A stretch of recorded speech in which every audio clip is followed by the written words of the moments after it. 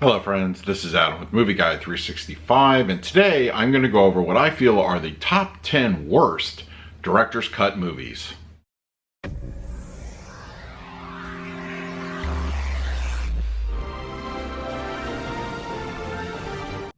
If you're new to the channel, please hit the like button, subscribe, hit that bell notification. You can also find me over Twitter, Instagram, and Letterboxd at Movie Guide 365.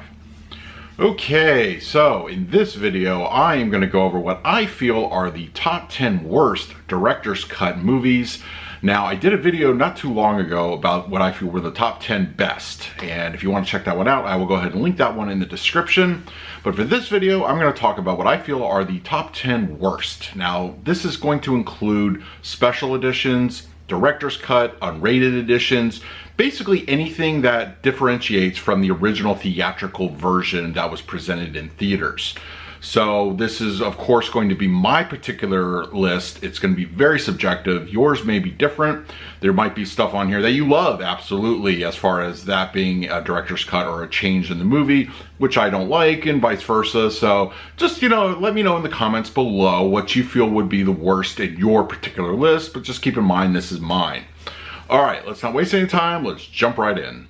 My number 10 is going to be Live Free and Die Hard. So this is the fourth Die Hard movie that has, part of the series. And this kind of is more or less a statement on the entire unrated or turning a PG-13 movie into a rated R movie on home media.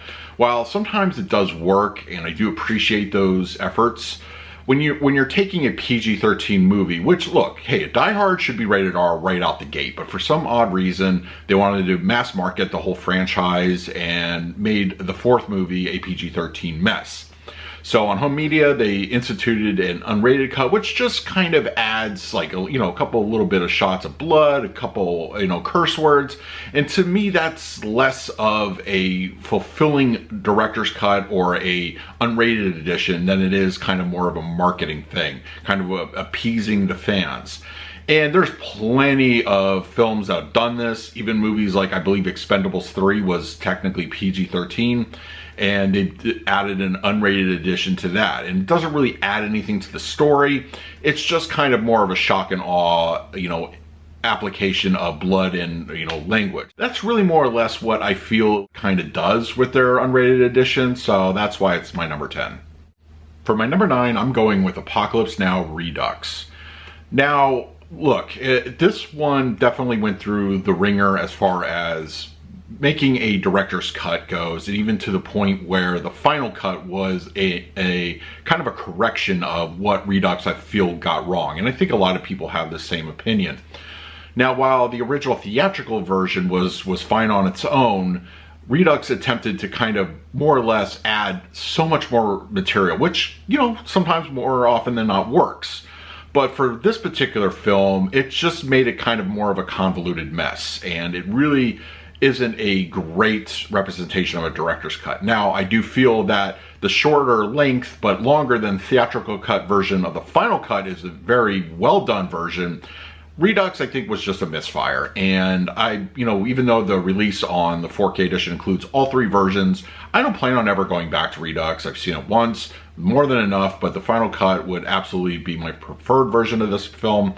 So yes, Apocalypse Now Redux is my number 9. My number 8 is Terry Gilliam's Brazil. Now, specifically the Love Conquers All version that was altered by the studio.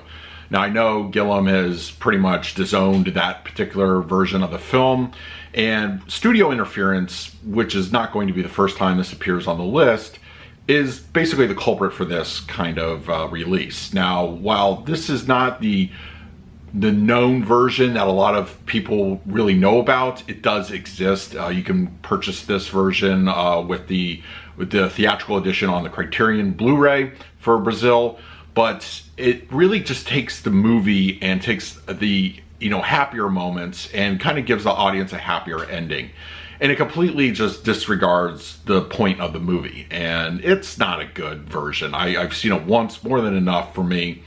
But I think if you're a film historian and you are a fan of the film Brazil, it's definitely worth doing an A and B comparison to see where, kind of things went wrong, but the theatrical version is absolutely awesome. The movie itself is brilliant, but yes, kind of just stay away from the Love Conquers All version of Brazil. And number 7, I'm going for Payback, starring Mel Gibson. Now, this one is a tale of two movies. The director had some issues with the studio, who wanted a more audience-friendly version of the film, kind of wanted to make Mel Gibson's character a little bit more likable, and we added a villain really to the piece of Chris Christopherson, like the main villain. And I think in this particular case, the theatrical cut does actually work better for me. Now, I have seen the director's cut of the film, and it's tonally different. There's a lot of difference with the character of Mel Gibson, once again, making him a little bit more unlikable in that version. And I kind of feel, while I like the aesthetic a little bit more of the director's cut, I do like the overall finished product of the theatrical version here in this particular case. Now, when it comes to home release, the Blu Ray edition in America does include the director's cut version. So if you're kind of like me and you're a little bit more partial, you have to import the Blu Ray edition, which has both versions of the movie on one disc. So you get the best of both worlds. On occasion, I do revisit the director's cut, but for me personally, I think the theatrical works a lot better. Chris Christopherson alone, I think, makes it worth it, and I feel it's a better movie. My number 6 is Once Upon a Deadpool. What can I say about this?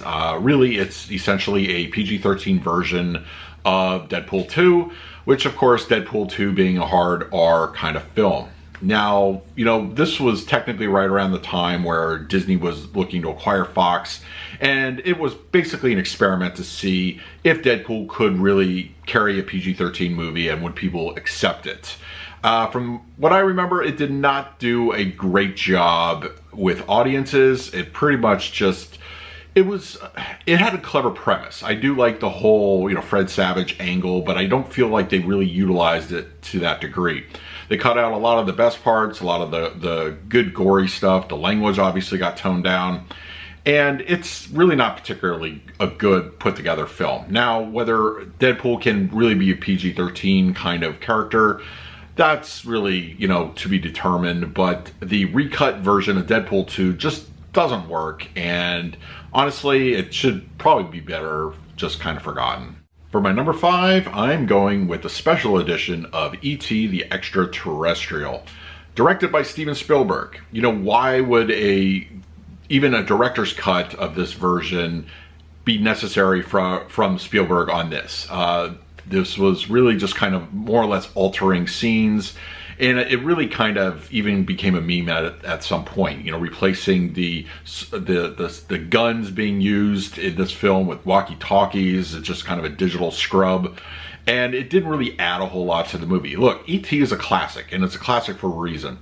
But what I do appreciate is that on the home media format, there is an option to watch either version of the film. So it's kind of like if you want to watch the original theatrical edition, it's there. If you want to watch a special edition with the removal of the guns and other kind of things that are, added or subtracted, that is available as well.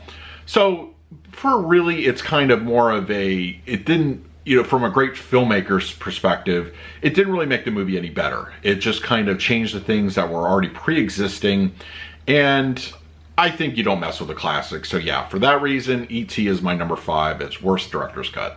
My number 4, I realize, is probably going to be a little bit more controversial, and a lot of people enjoy the director's cut here. For me, and I'll explain why, it doesn't quite work for me, and that it will be Donnie Darko. I very much love the theatrical version of Donnie Darko. I feel that the movie itself had a perfect structure. It gave you a mystery, it didn't hold your hand trying to solve every reason behind what was happening. It was just like, it let the whole thing unfold. And I feel some of the musical choices were a little bit better in the theatrical edition. Now, in the director's cut, I feel they try to over-explain the plot of the movie, and there's a lot of things that just didn't quite work for me structurally. Also, musical changes, which I know the director really, wanted in the initial cut, just didn't quite work. I think for me, I'm more of a theatrical edition type person when it comes to Donnie Darko. I appreciate the movie a lot more, and while the director's cut is fine, I feel it ultimately makes it a lesser experience. Now, I know a lot of people are probably going to disagree with this one, but for me, Donnie Darko is my number 4 worst director's cut. My number 3 is going to be Lethal Weapon 3. Now, the movie itself, I feel, has a good enough theatrical edition that whatever they did add to the DVD special edition of the movie, it didn't add much to it of any real substance. Now, I know they brought back the Carpenter from the second movie, and that was okay. That was kind of a nice little thing, but the other scenes that were added I felt kind of weighed the movie down a little bit. It's not an extensive director's cut or, you know, special edition or however you want to call it, but I guess it's because I have seen the theatrical edition so many times and it has kind of like an internal flow with me personally. Whenever I revisit this particular version, it kind of stands out and it just doesn't flow as better than that version. But, you know, I feel that when you add some stuff, it should have some substance to it. It should kind of, you know, make the story a little better and kind of turn things on its head a little bit. I feel that the added scenes in the Lethal Weapon 3 just don't really do that. So for that reason, it's my number 3. My number 2, I probably feel the most strong about of all the films on this entire list.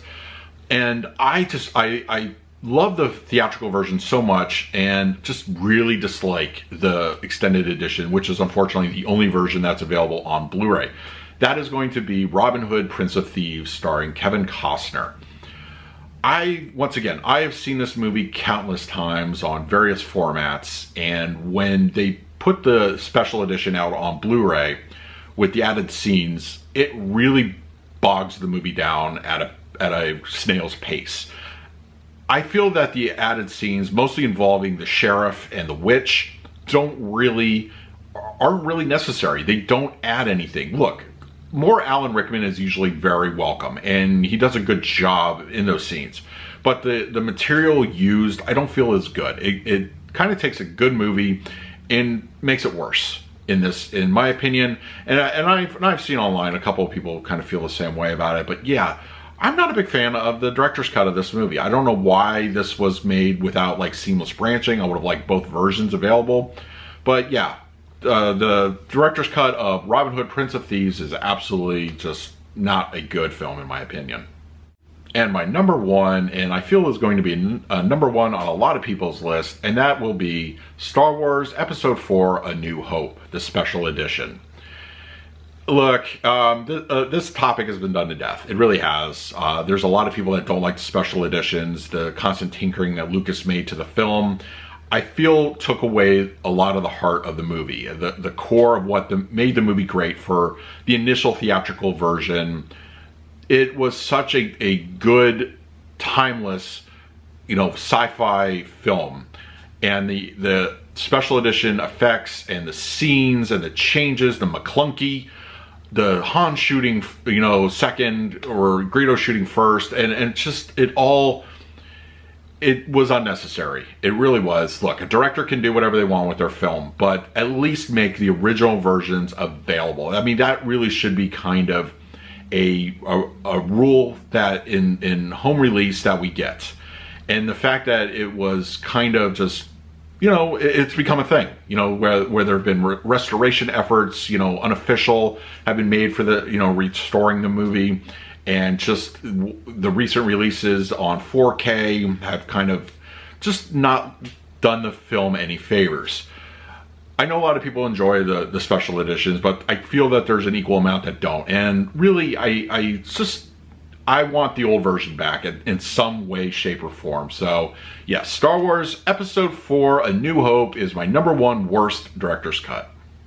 So that is my top 10 worst director's cut movies, special editions, whatever you want to call it. And let me know in the comments section below, what would you put on your personal top 10 worst? Let's talk about it. In the meantime, please like, subscribe, hit that bell notification. So until next time, this is Adam with Movie Guy 365. I will see you at the movies.